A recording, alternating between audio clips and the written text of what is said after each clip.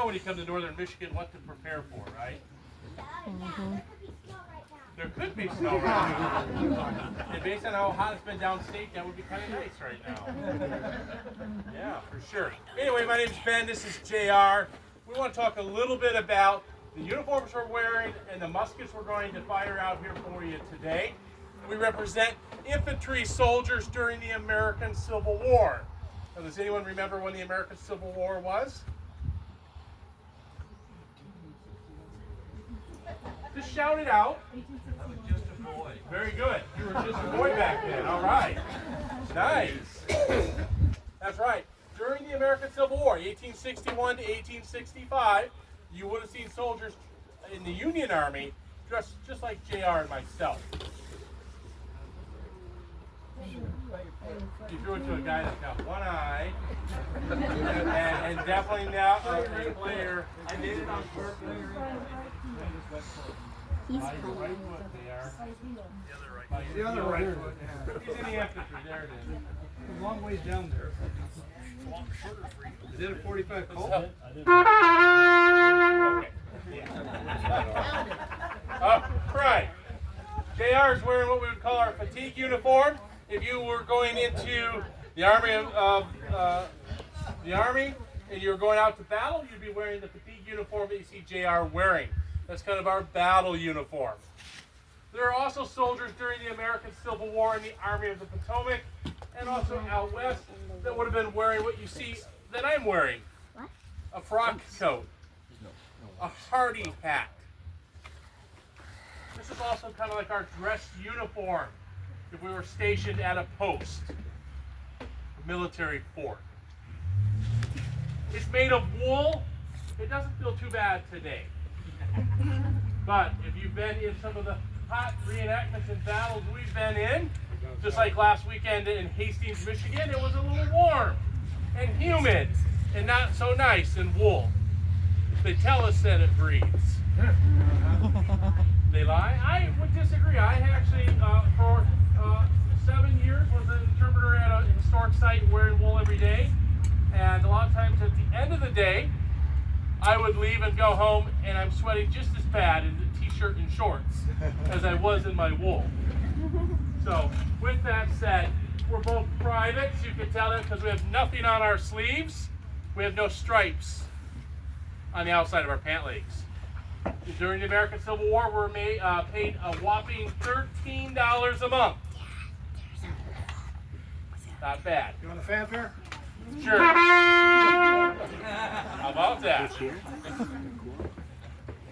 The rifles we're carrying today, JR has a Springfield rifle, one of the more common rifles carried during the American Civil War by troops in the North. It's a 58 caliber rifle firing a 58 caliber Minet ball or mini ball, which was talked about. Got one here in my pocket that was passed around. These are rifles, they're highly accurate, but we're still fighting like our grandfathers fought in the American Revolution. We're going to do that today when we go out and fire. We'll show you how they stood and how they fought. They fought shoulder to shoulder. Another very common musket during the war would have been something that fired a smooth bore round ball. These rifles were pretty nice when you got close to the opponents. If you've ever maybe fired buckshot before, a lot of times there would be a round ball like this and 3 or 4 littler balls with it. It's great for anti-personnel when you get close. I have an infield rifle. This was an import from Europe. Both the North and the South used infield rifles during the war as well. Whoa. These are single shots, meaning that you fire one shot at a time. Our presenter before we came out was talking about the Spencer and about how they tried to restrict the access to weapons that could fire multiple rounds at one time. That's all about controlling fire. You see, we fought in Napoleonic tactics, shoulder to shoulder. And we would march across the field, and we would fire at our opponents with the idea that we would send lead downfield and we'd be able to wipe out large groups of people. The same way our grandfathers fought during the American Revolution. Now the smooth bore musket is accurate to 75 to 100 yards. The Springfield or infield rifle are accurate to 300 to 500 yards. So I want you to think about that as you march across the field carrying a musket that weighs 10 pounds. Okay? And also think about the old saying of our grandfathers, fire when you see the whites of their eyes. We're not getting that close during a lot of Civil War combat. We're going to go out and fire some rounds for you. We'll talk about each one of those as we fire. Couple warnings. This will be loud. Not nearly as loud as the cannon. You will want to plug your ears, okay? We don't want anyone to go home deaf after our demonstration today. Like some of the artillerists around here and JR. Okay, we're going to just clear our rifles first, make sure they're clear. We're going to pop caps. Caps are, just like you remember as a cap gun, they're brass. Inside is a little bit of fulminate of mercury. As the hammer of the rifle strikes that cap, it will shoot a spark into the breech of the gun, igniting the black powder. To load this rifle, a soldier would reach into their cartridge box. They would pull out a cartridge that contains the black powder and the bullet. Today we are not firing live rounds. You would take that piece of paper, you would put it between your teeth, and then you would tear it. Then you would dump it down the barrel, remove the ramrod, and ram it home. A good soldier could fire 3 shots in a minute. Please don't time us today. We've been in the car for the last 10 hours trying to get here. So That's what helps ignite the gunpowder. all right. Yeah, for sure. We came up here because we heard it was going to be cooler. All right, we're going to go out. We're going to fire. We'll form up in what we call ranks. There'll be a front rank and a rear rank, and we'll talk a little bit about that out here. Yeah, that'd be fine. Okay, JR will be the front rank. He's going to be in front. Okay. Can you handle that? Or do you want me to be in front? I'll do it for the team. Okay, thank you. I'll be in the rear rank.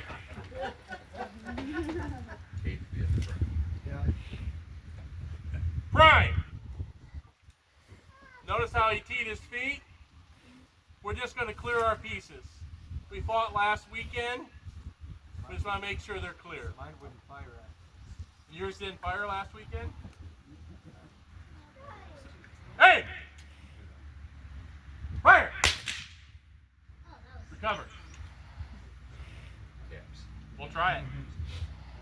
Load! To load the musket, there are 9 steps. Okay? You remember all 9 steps? Ha! Ha! Handle cartridge. We'll pull the cartridge out. Tear cartridge. You have to have 4 teeth in your head typically. I don't have 4 teeth. Hopefully they match up. Charge cartridge. We're going to ram the paper down with the bullet. The cartridge historically would have been covered in like pork fat as a way to lube. Now we're going to ram. We're kind of going ahead of our steps. Return rammer.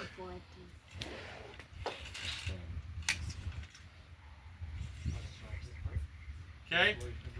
Yeah, we put our pinky on the ramrod. So we have a nice little stain of rust on the end of that. Try to keep your hand away from the end of that muzzle. Get ready. We're going to get ready to fire. Now is the time to put in your earplugs. We're going to face that way. Yep. Prime.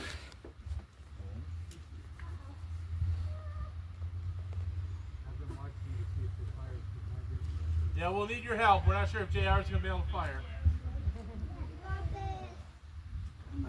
Ready. Hey. Fire. Load. Yeah.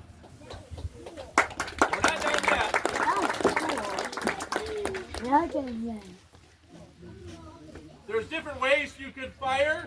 We're going to do what we call fire by file. in the American Civil War, a company of men would have been 100 guys at the beginning of the war. A regiment would have been 1,000 guys that would have left from their small towns across Michigan, Indiana, Ohio, even in the South.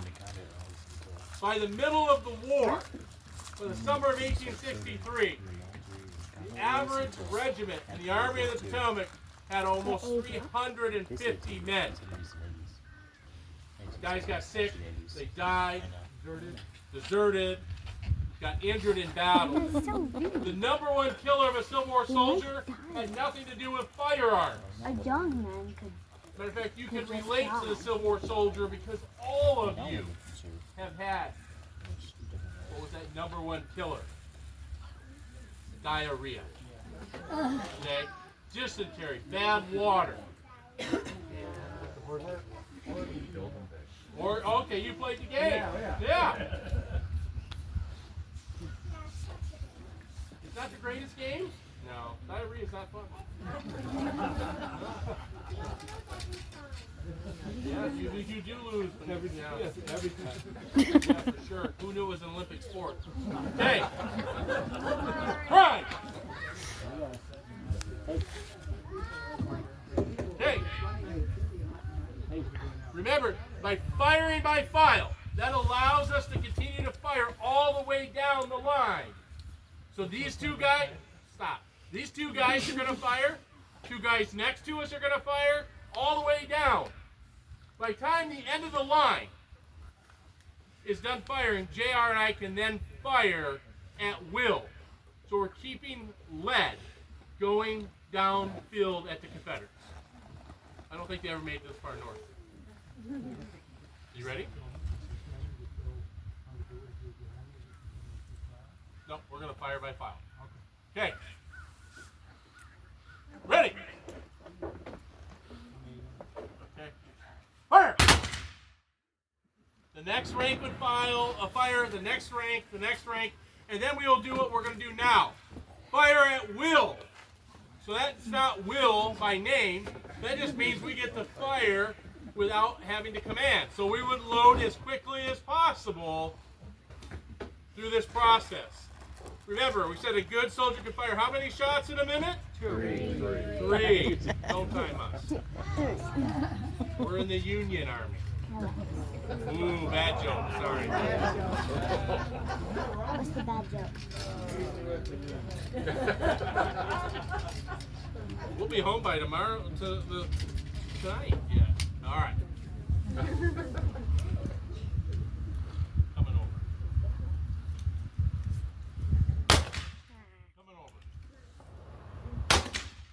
You'll notice I step to his right just a little bit. We do that in reenacting for safety reasons, because on Monday, when I drop JR back off at his house, he needs to be able to hear his wife's directions. And when I go to work on Monday, I need to make sure my students and my staff and my administrative professional can hear what I'm going to say, and I got to hear what they're going to say. Did you load again? You said it will. Okay. Cease fire. Load and shoulder.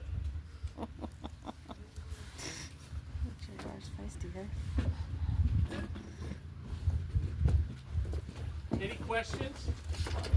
Did you order arms? What's that? Did you order arms? No.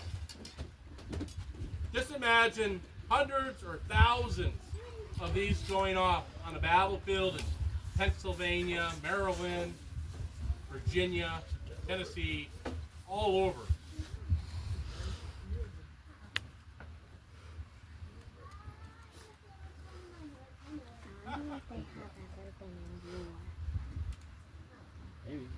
We're going to do a company volley, then we'll clear our pieces again and end our demonstration. At the end, if you want to come out and handle the weapons, feel free to do so, okay? You trying? Yes, sir. Ready! Aim! Fire! Prime! It is black powder, it's not smokeless. Also imagine what that would look like on the battlefield if you have thousands of these going off. Ready? Hey! Fire! Order! Arms! Distance.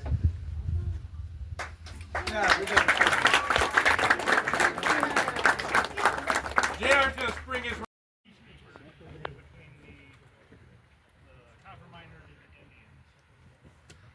After the war ended, they still had guys that had a couple years enlistment, 1 to 4 years. They needed someplace to put them. The government says, "Oh, we got this Fort Northern Michigan. Let's send guys up there." Who would want to come up to this beautiful place? You know, gorgeous weather, nice atmosphere. And I think about the wintertime, so it's a little rough. So what we have on the fire gun is a mount halter. We're going to have them do 2 rounds. I'll talk a little bit about the gun. The big gun is a 10-pound Parrot. They're fired by position, or run by position. Easier to show you on the big gun what the positions are than it is the little gun. The only difference on the drill is the number 2 and the number 5 guy on mount halter will change positions with the rounds. Lieutenant, 2 rounds mount halter. Very well. 2 rounds. The advantage of the mount halter is it could be pulled by a mule, 1 mule. It could be broken down and put on the back of 3 mules. With the wheels on 1, right there. the limber boxes on the second one, the barrel and the trail on the third one. It could go anywhere you could get the mules. It could go up over the hill on the other side of the lake with no problem. Range on it is about a mile, but they didn't shoot it that far. It's basically a giant shotgun.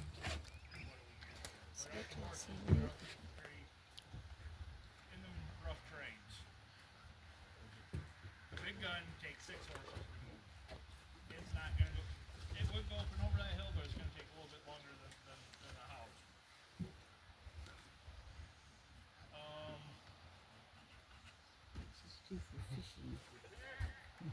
Cover your ears, don't plug your ears. Plug your ears, you get a louder concussion. It's louder noise. I love that echo. The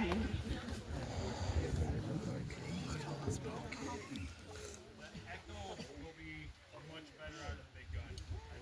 Trust me. Yeah. There is a report in one of the diaries, and I forget which building it is in, that they talk about the report of the artillery piece on, I believe, the 4th of July celebration. That is the only thing that had to change. We still get that same report. It's worth driving 600 miles. So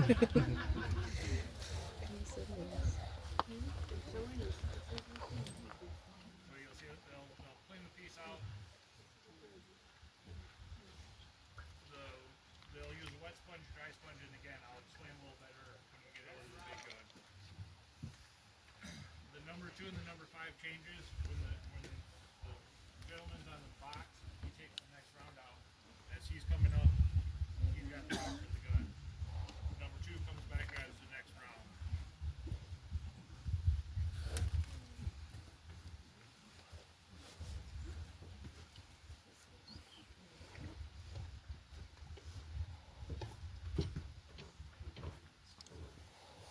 Another difference on our mount halter is we have a hammer system that's firing. The big gun has a friction primer that we use. I'll go into the difference.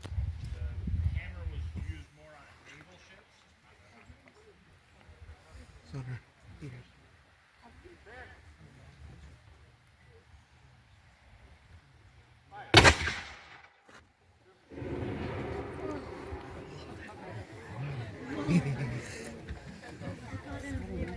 Charles, they don't always police the traps, so there's sometimes traps over there if you want to look for one after they're done shooting. Yeah. Thanks for the heads up. Just don't stand in front of the gun. I don't have a death wish, please. They will yell at you. A little bit on battery D.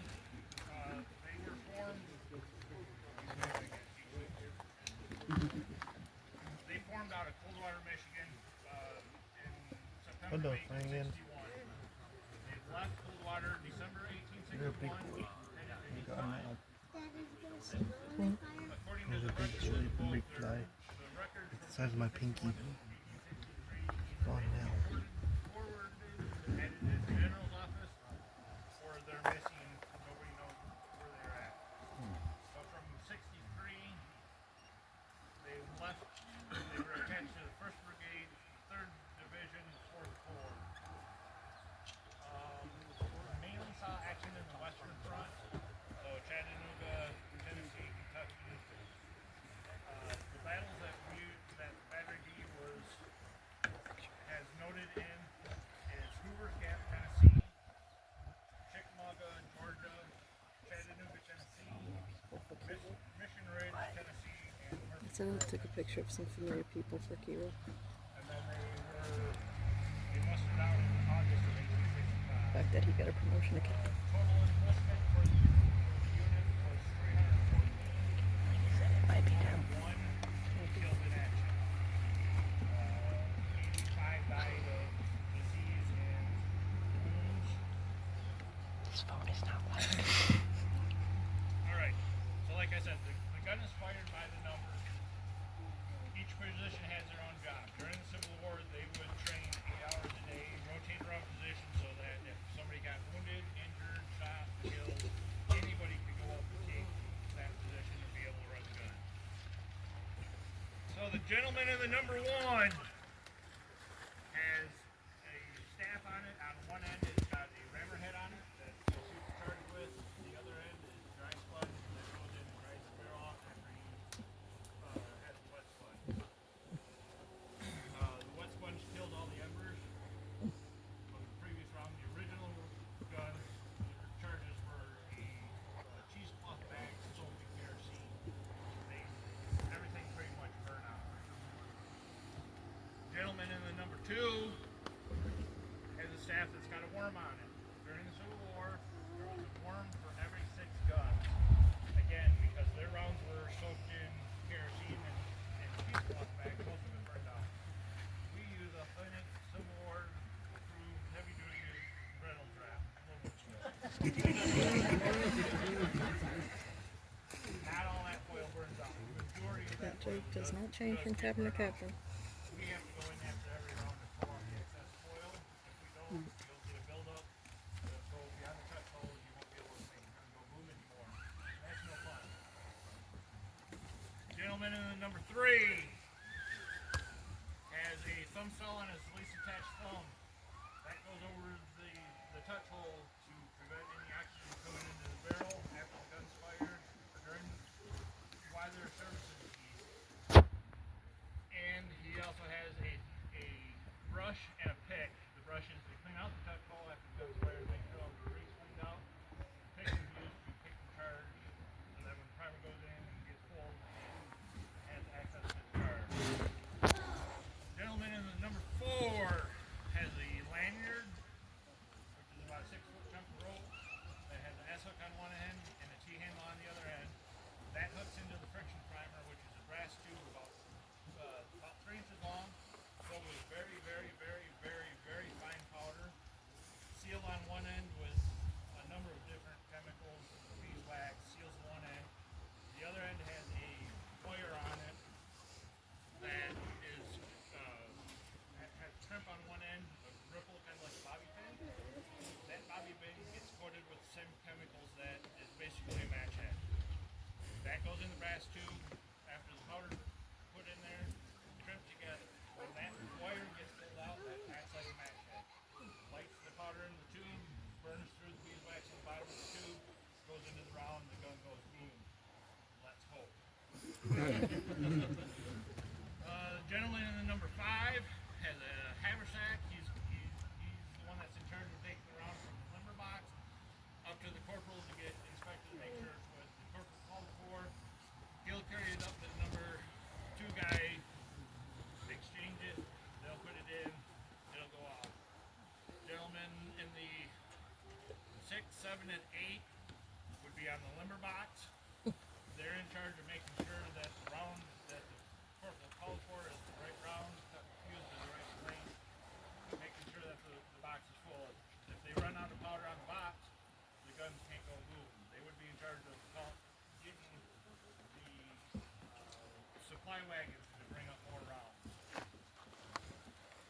gun is commanded by a corporal. Each section, which would be 2 guns, is commanded by a lieutenant. Each battery, which is 6 guns in the Union Army, 4 guns in the Confederate Army, would be commanded by a captain, which is what I am. And then the rank goes up from there.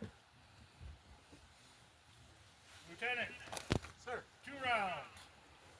2 rounds. Corporal, 2 rounds, your discretion. So again, they're going to go through it by the numbers. We know nothing's been fired since 8 o'clock this morning when we did color, but he's still going to go in. Canister, load. And service the piece. They're going to clean the brush, the vent hole out.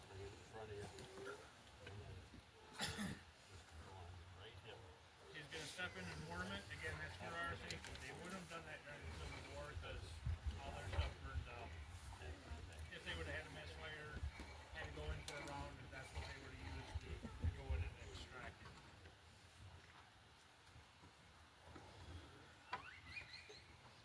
You're going to come in with a wet sponge and make sure that the board is cold, there's no embers in there.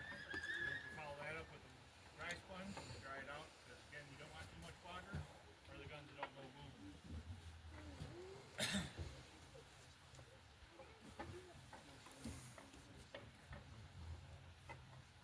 After he gets done with the dry sponge, he'll put the rammer up on the barrel. That signifies to the corporal that the gun is ready to be loaded. Advance round. He's called for the advancement of the round. They take the round up to the front of the gun. You notice they spin around, go shoulder to shoulder, change that round. The reason they turn their back is so that if the infantry is shooting and that powder, the powder runner gets hit, he's dead. If the round gets hit, if that haversack got hit, you take down the whole gun and everybody around.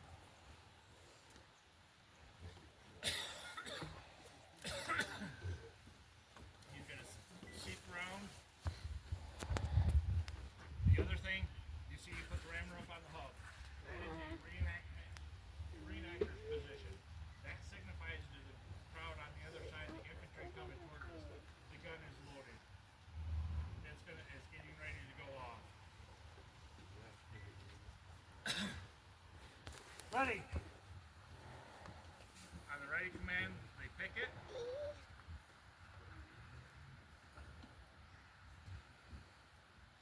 They set in the primer. The number 4 is going to sidestep out. The reason you sidestep out is you have less chance Might cover your ears on this one. prematurely taking or setting the gun out.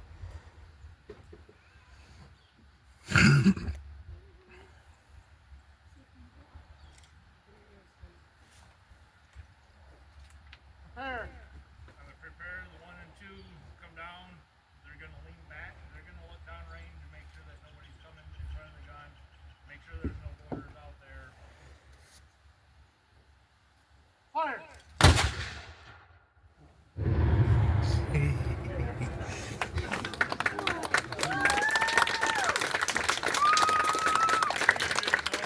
One more time. Willie. Load. Canister, load. Really? Be down. Good question. That was whoa. That's not as you thought you said it would be. But the echo can mess up. So well, in the past, I can't say normally, in the past they've had 2 parrots that they fire at the same time, which is what makes it that much louder and that much better. The howitzer is a new addition. It's also lighter for carrying when you're concerned about gas money. Because each cannon has its own box. And the howitzer's box is carried by hand. There's 2. There's 2. What did she say? There's 2 kayakers coming. Yeah. You're gonna stop them, though. This is that friction primer that I was talking about, the old brass tube with the wire on the See the top. sergeant going over there? With his Just hand to up, give you he's the going over example, to or stop. to show you what they're. We have kayakers out there that want a better show. we will blow them over if they happen to come in front of the gun. We have done it in the past. I mean, That's not good. It's kind of fun. The first time it's fun. You're playing with the pin. This is the first cover that I was talking about the old rat tube that's filled with powder. This one they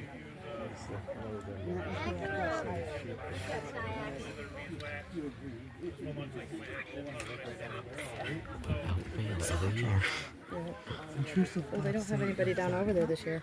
Because they're you don't have enough guys. So when this wire's pulled out, that causes the friction, the ignite sputter in the tube, hits the bottom and goes off.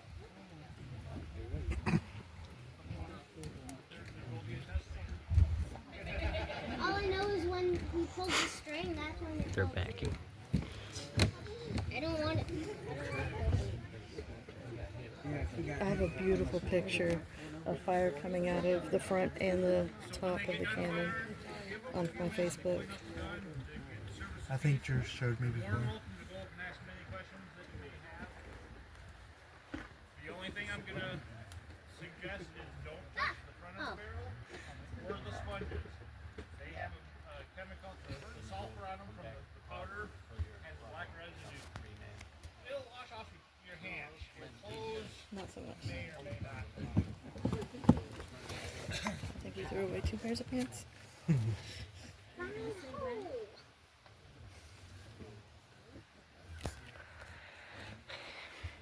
Your shoulders are perfect resting height. This patch is pretty cool. If the gun were to misfire, Corporals. He's not always a corporal. Well, like I said, this patch is fun. That's why they said the corporal was having to fix his stripes. don't approach us, don't come in front of us. That's how we get it. They're Oh, ready to fire. On her ears. Again, they would have done cross rammers during the real Civil War. You don't have to cover Having him. a misfire is back then. I do. She can't hear shit already as it is. Huh? Fire.